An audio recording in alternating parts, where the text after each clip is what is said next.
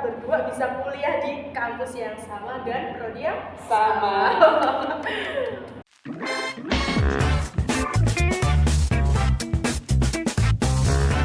Halo guys, Halo Re, lo asik? gue asik, sok asik. Oke guys, aku Puput, bisa kalian panggil Mbak Put dari semester 2. Dan di podcast kali ini aku bersama rekan aku yaitu Deviana, bisa dipanggil Mbak Dep dari semester 2.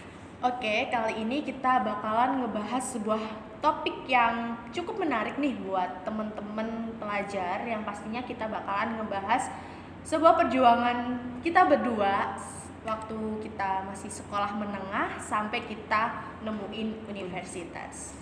Oke nih, buat Mbak Dep duluan deh. Apa sih cerita yang menarik dari pengalaman Mbak Dep waktu sekolah menengah? Mbak Dep ini dari SMA atau SMK? Dari SMA. Oke, dari SMA. Cerita menarik Mbak Dep dari SMA sampai akhirnya Mbak Dep menemukan sebuah universitas. Oke, ceritanya cukup menarik dan cukup panjang. Aku dari SMA di Surabaya.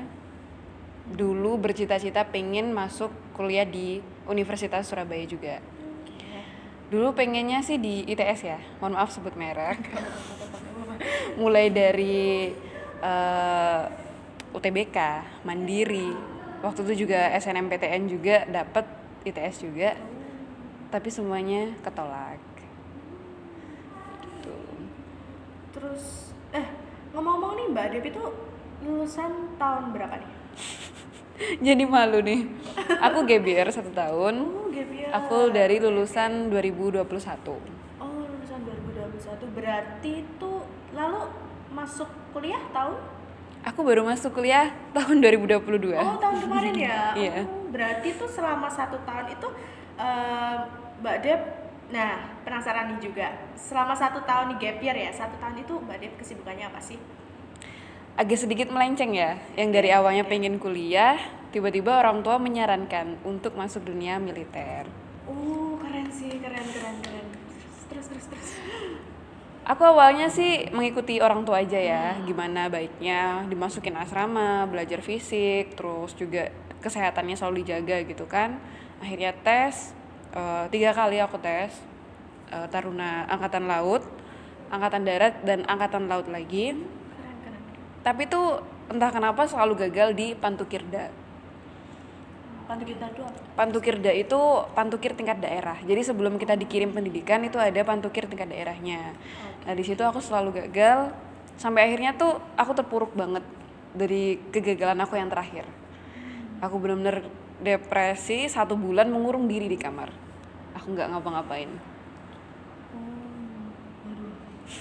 Lumayan ini ya, bener-bener sebegitunya gitu ya perjuangannya Mbak Dep itu. Bener. Tapi salut sih, seorang cewek bisa ke militer. Keren. Nah ini kan dari pengalamanku. Kalau dari Mbak Put sendiri nih gimana nih? Ada nggak pengalaman menarik yang mau diceritain ke teman-teman seputar perjalanannya nih? Oke, kalau aku sendiri, aku kan lulusan dari SMK ya, yang pastinya itu dari SMK. aku udah dari dulu tuh fokus di teknik. Jadi itu dari sekian banyak universitas yang aku cari itu ITS, sama sih kayak Mbak Dep. Sama, ITS. Iya. ITS adalah pilihan yang terbaik buat aku gitu. Karena tekniknya tuh di situ bagus. Jadi tuh aku pengennya tuh di situ gitu kan. Tapi ya karena belum rezekinya, balik lagi deh. Aku dulu SNM alhamdulillah masuk eligible. Tapi ya udah ambis di ITS belum rezeki. Terus juga ikut SNMPTN itu juga belum rezekinya. Terus juga ikut jalur prestasi itu juga belum rezekinya. Kenapa nggak ikut jalur mandiri? Karena ya aku juga ngelihat ekonomi orang tua aku sih, karena mandiri kan juga nominalnya cukup besar ya. Jadi ya aku nggak ini sih. Jadi ketika aku udah kayak rasanya juga sama sih kayak Mbak Dep juga, terpuruk juga pastinya karena nggak bisa dapetin universitas yang kita impikan kan. Terus juga udah sih gitu aja sih. Terus Mbak Put gimana solusinya ketika Mbak Put ditolak tuh? Ada nggak tips atau trik menghadapi kegagalan yang udah terjadi karena nggak keterima SNMPTN dan lain sebagainya gitu? Oke, dari situ sih aku dulu juga pasti punya ya rasa gitu, kita itu wah udah deh kayaknya aku udah nyerah deh, kayak susah banget gitu, ada rasa kita tuh udah berada banget di bawah gitu kan. Tapi satu hal yang penting yaitu kita tuh juga harus, kita kan sebelum memilih tujuan kita kemana, kita kan sudah menanamkan kan dalam diri ya, aku pengennya tuh kesini karena waktu itu aku juga pengennya tuh kuliah, jadi ya aku harus berjuang buat dapetin kuliah, karena kuliah itu juga keinginan orang tua aku tuh nggak pengen anaknya itu setelah lulus sekolah menengah itu tuh kerja gitu. Jadi orang tua pengennya udah kamu kuliah dulu aja, selama orang tua bisa ngebiayain kamu kuliah ya gitu. Jadi ya dalam diri aku sendiri juga aku pengen kuliah gitu. Jadi waktu aku bener-bener waktu terpuruk itu tuh ingat lagi gitu, tujuanku itu kesini, tujuanku kedepannya itu nanti tuh gini gitu. Jadi terus juga orang tuaku tuh punya impian yang besar ke anaknya gitu. Jadi ya kita tuh walaupun terpuruk di bawah banget itu kita harus ingatlah orang tua kita itu udah kerja keras sebegitu kerasnya buat nyekolahin anaknya. Terus ya udah sih gitu aja. Berarti batu pijakannya Mbak Puput dari Univ ITS itu kemana Mbak selanjutnya? Oke, kalau dulu itu kan udah ya di negeri-negeri itu lumayan susah ya masuknya gitu kan. Akhirnya udahlah, baik negeri maupun swasta itu sama aja. Sama Mikirku aja, dulu bener kan gitu kan. ya sampai sekarang. Jadi ya lihat di swasta dulu, tertariknya itu ada Universitas BUMN kan ada beberapa tuh. Nah, aku tuh dulu tertariknya tuh bener-bener di Telkom University yang ada di Bandung tuh. Nah, waktu daftar itu tuh udah keterima, tapi sama orang tua nggak boleh karena jaraknya cukup jauh kan.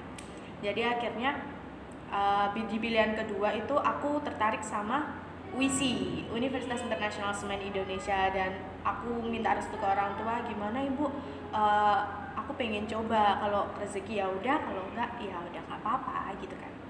Tapi ternyata alhamdulillahnya keterima di Universitas Internasional Semen Indonesia, prodi Teknik Kimia. Terus nih halaman udah nih ya. Sekarang giliran Mbak Depnya nih.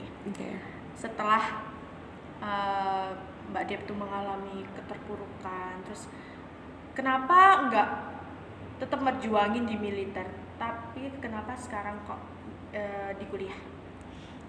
Balik lagi tadi, karena militer tuh dorongan dari orang tua. Ketika terpuruk pun juga orang tua mendorong untuk ayo don't give up gitu, jangan nyerah. Terus akhirnya orang tua menyarankan buat kuliah, tapi di Surabaya juga, di kampus swasta jurusan hukum. Nah, kan aku dari IPA ke hukum aku nggak cocok dong. Akhirnya aku cari-cari, dapatlah waktu itu yang masih buka di bulan September itu cuman UISI. Akhirnya H-3 penutupan aku daftar, aku masuk UISI ya. Iya. Itu benar-benar dari mahasiswa terakhir gitu ya. Mahasiswa terakhir. Dan akhirnya kita berdua bisa kuliah di kampus yang sama dan prodi yang sama. Oke nih, mungkin itu tadi ya sekilas cerita perjuangan kita berdua, mulai dari sekolah menengah sampai kita benar-benar mendapatkan universitas yang kita inginkan dengan prodi yang kita inginkan juga. Nah, cukup sekian nih dari podcast kita. Lo asik, gue asik, so asik. Oke teman-teman, jangan lupa untuk like, comment, subscribe, dan share video kita. Karena pastinya nanti akan ada video-video selanjutnya dari kita berdua yang akan sharing-sharing pengalaman-pengalaman lainnya. Oke guys, see you and next time. Wassalamualaikum warahmatullahi wabarakatuh. Bye-bye.